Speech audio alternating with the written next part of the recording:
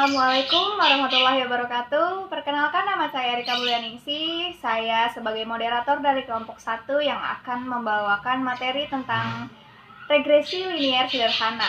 Sebelumnya, mari kita perkenalan dulu dengan anggota kami. Yang pertama ada Muhammad Fahrozal Fa'azi sebagai pemateri. Yang kedua ada saya, Erika Mulyaningsih sebagai moderator. Yang ketiga ada Tarekul Hidayat sebagai editor. Yang keempat ada Erika Noviana Fairuz sebagai pencari data, lalu ada Diana Lutfia Salsabila yang membuat PPT-nya, lalu ada Lutfi Faujiah juga sebagai pencari data, dan ada Muhammad Rivaldi sebagai editor. Langsung saja saya persilahkan kepada Kang Fahrul untuk penyampaian materinya. Baik, terima kasih Erika Mulyaningsih.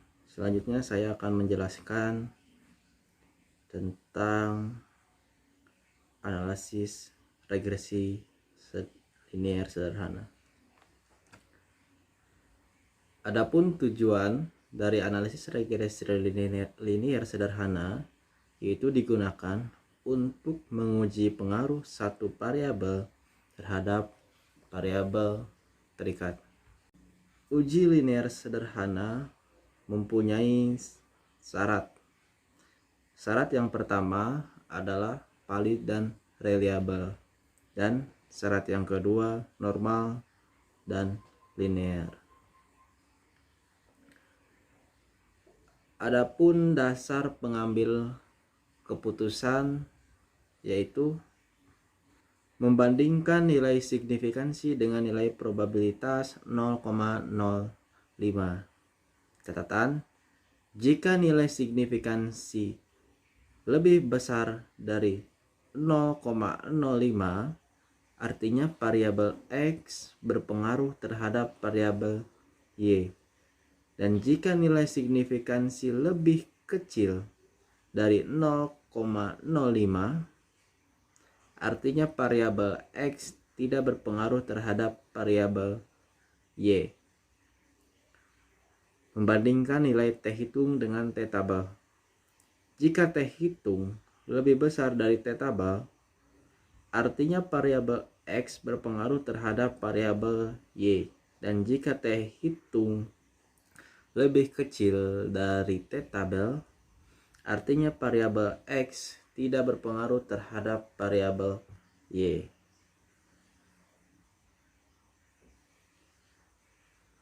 Di sini ada jumlah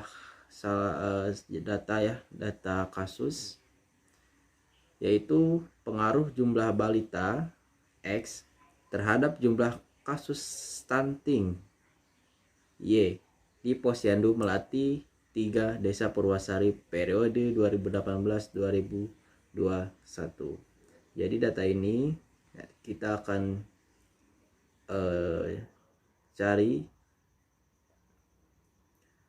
seberapa besar pengaruh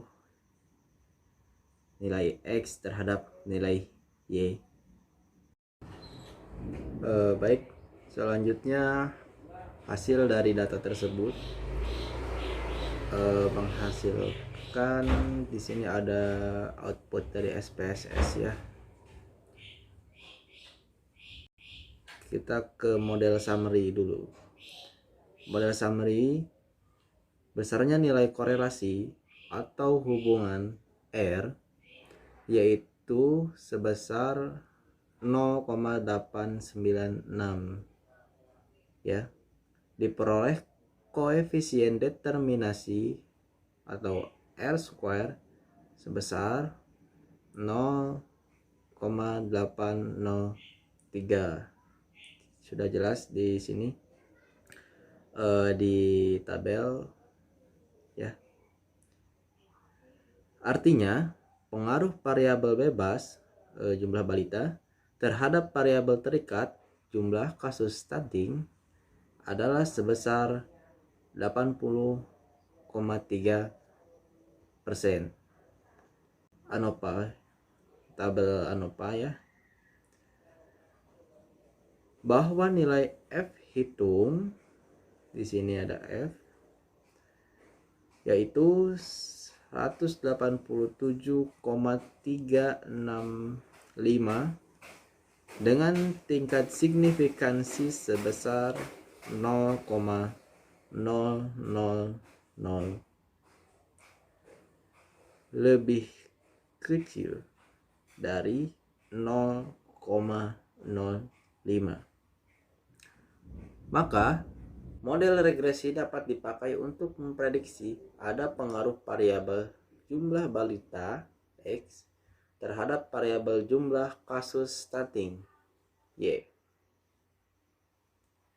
Lanjut kita ke tabel koefisien. Diketahui nilai konstan sebesar 114,311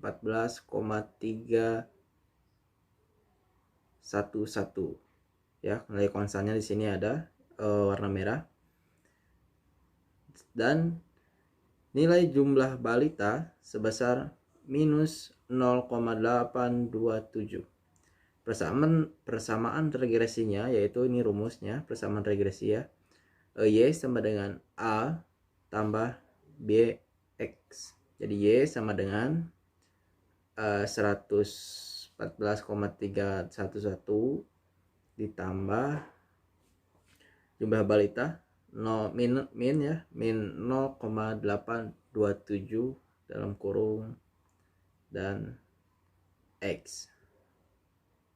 Lanjut penjelasan dari koefisien. Artinya konstanta sebesar 114,311 itu berarti bahwa nilai konsisten variabel jumlah kasus stunting sebesar 114,311 dan koefisien regresi X sebesar minus 0,827. Berarti bahwa setiap penambahan 1% nilai jumlah balita, maka nilai jumlah kasus stunting berkurang sebesar 0,827. Koefisien regresi bersifat negatif, sehingga arah pengaruh variabel X terhadap Y adalah negatif.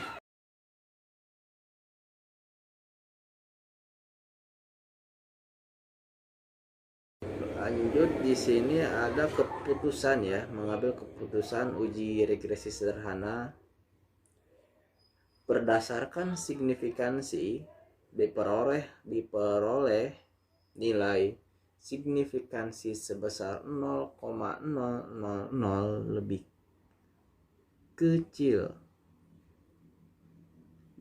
dari 0,05 sehingga dapat disimpulkan bahwa variabel jumlah balita berpengaruh terhadap variabel jumlah kasus stunting. Dan berdasarkan nilai T, diketahui nilai T hitung sebesar minus 13, di sini ada ya di tabel T, min 13 6,688 lebih besar T tabel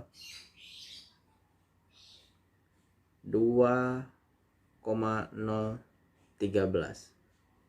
sehingga dapat disimpulkan bahwa variabel jumlah balita berpengaruh terhadap variabel jumlah kasus stunting. Ke cara menghitung T tabel ya. T tabel itu rumus untuk mencari T tabel itu rumusnya adalah A dibagi 2 N kurang K dikurang 1. Jadi A itu 0,05 tadi ya dibagi 2, terus N itu adalah jumlah sampel data. Kita mempunyai jumlah sampel data itu 48. Jadi 48 dikurang 1 dikurang 1. Untuk 0,05 dibagi 2 yaitu 0,025. 48 dikurang 1 dikurang 1 itu 46. Sebenarnya 46 ini sudah tertera di tabel ANOVA tadi ya. Jadi jika dilihat pada tabel T itu bisa dilihat sebelah kanan, tanda merah itu 2,012896, kita bulatkan saja menjadi 2,013. Selanjutnya kita ke pulpa.